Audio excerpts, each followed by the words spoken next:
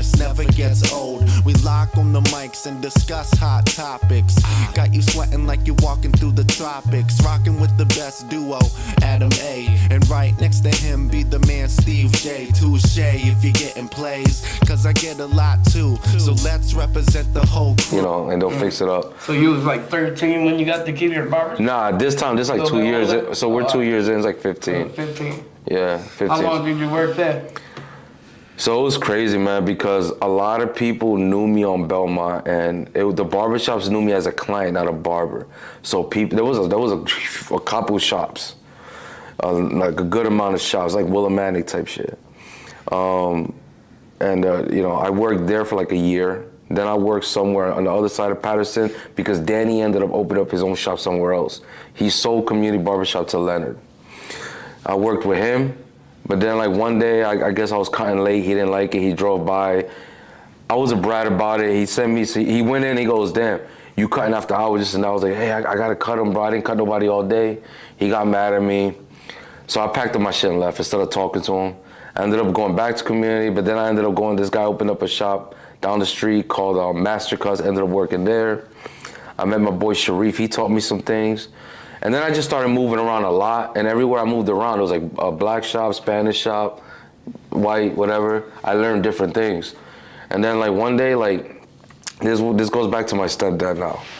My stepdad, he wanted me to work with him construction and carpentry. He would drag me out of shops and make me work with him. But he wanted me to learn the trade, I get it.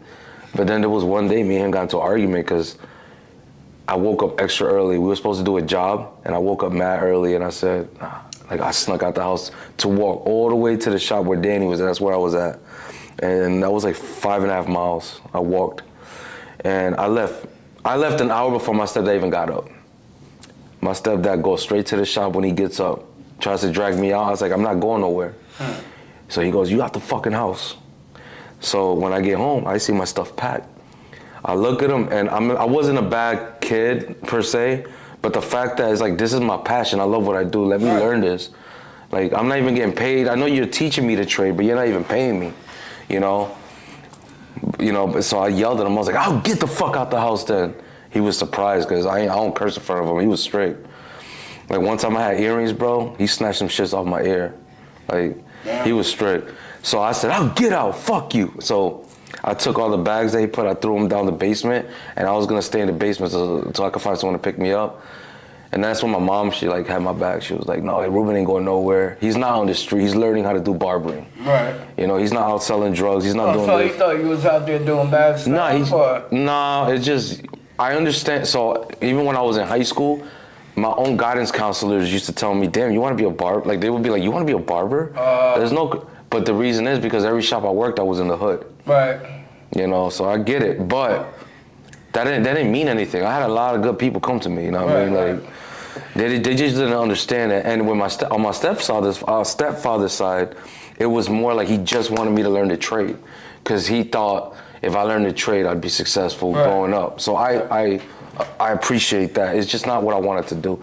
Like, if you ask my wife right there, who works on the house more, she does. Yeah. I just nail shit. She paints, she does that, she does the caulking. Like, I don't do none of that. Right. And I'm gonna be honest, like, I'm glad she does it because, you know, it gives us something. You fuck it up? Huh? You fuck it up? I just don't care. You know? You got any good stories that you can tell from the barbershop?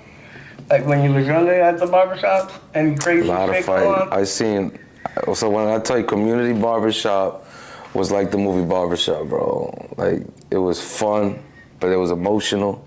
It was loud. It was a lot of getting along and a lot of beef. I remember these two dudes, uncle, it was Carl and Jarvis. They're like, I think they're uncle and nephew.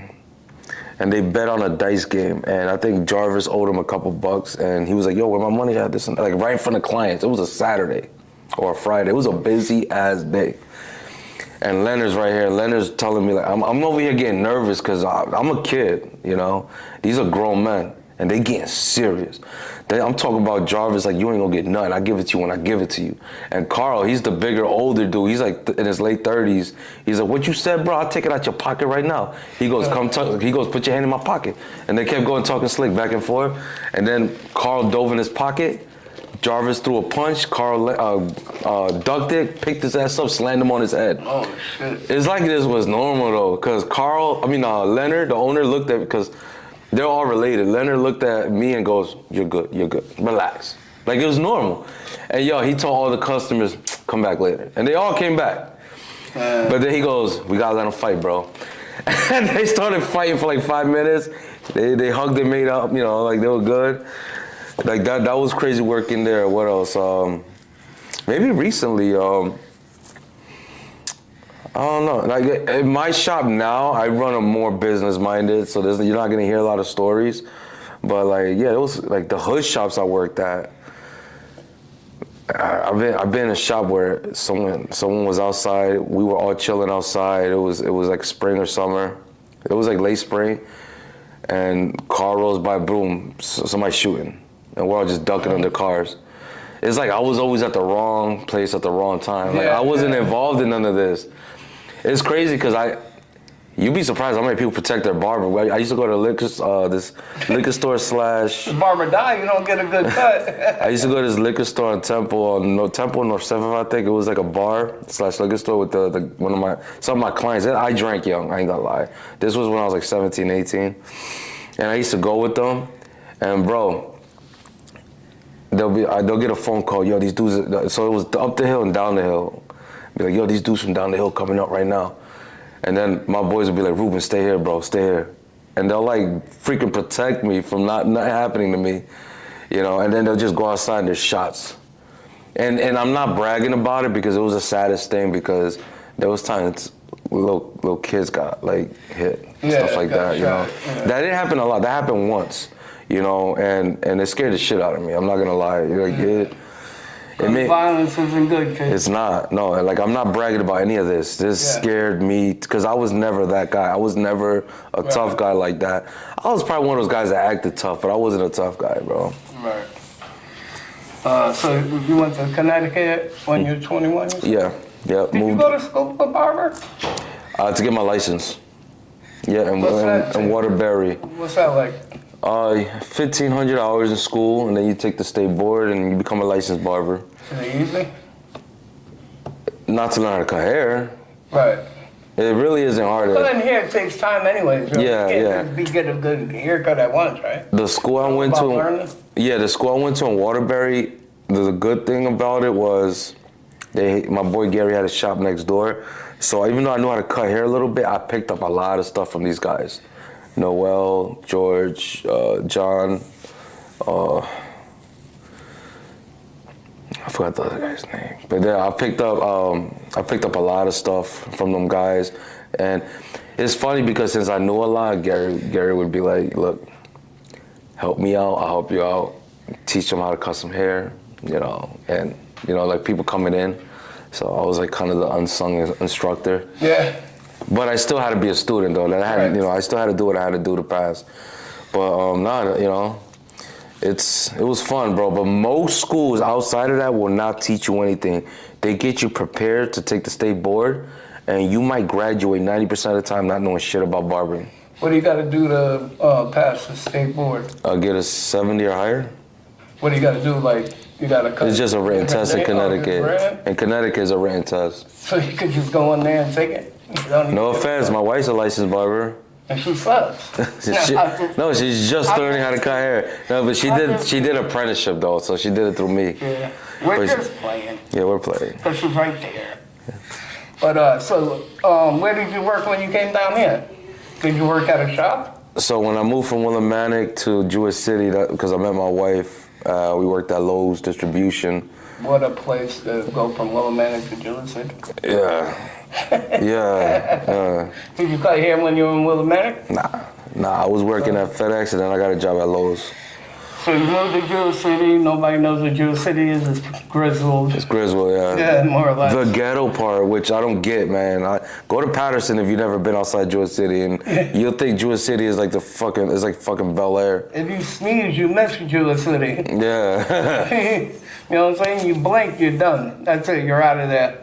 So when you moved to Jewish City and then you worked, I worked at Connecticut at first with Marvin. Oh, okay. Yeah, I worked with him for a little bit. We had not really a fallout. there was a miscommunication. It was fun, but one day he got upset because a client told him that I would work Mondays, and I would do $10 cuts for new clients. And I guess a client had a conversation while I was in the shop saying, "Yo, it's dope that," because Marvin didn't work on Mondays. They're like, "Oh, it was dope that Rockin' with the best duo, Adam A, and right next to him be the man Steve J. Touche if you're getting plays. Yo, we got a lot in store for you. So turn dials and hone on the show with the style. You can be our guest, we can check on your file. News, life, and beyond podcast, putting you in dirt. Other shows gone fast. We rock from the winter all the way to June, and pick it back up on the clock till noon. Blessing your mind with the 45th rhyme that I wrote. Raps got you in the chokehold. So don't be surprised if we get beyond gold with the freshness, never gets old. We lock on the mics and discuss hot topics. Got you sweating like you're walking through the tropics. Rocking with the best duo, Adam A, and right next to him be the man Steve J. Touche if you're getting plays, cause I get a lot too. So let's represent the whole crew. News, life, and beyond podcast, yeah, we rocking it, non-stopping it. We keep popping it every day, all day, that's the function. So who the hell is you causing the combustion? News, life, and beyond podcast, yeah, we rocking it, non-stopping it. We keep popping it every day, all day, that's the function. So who the hell is you?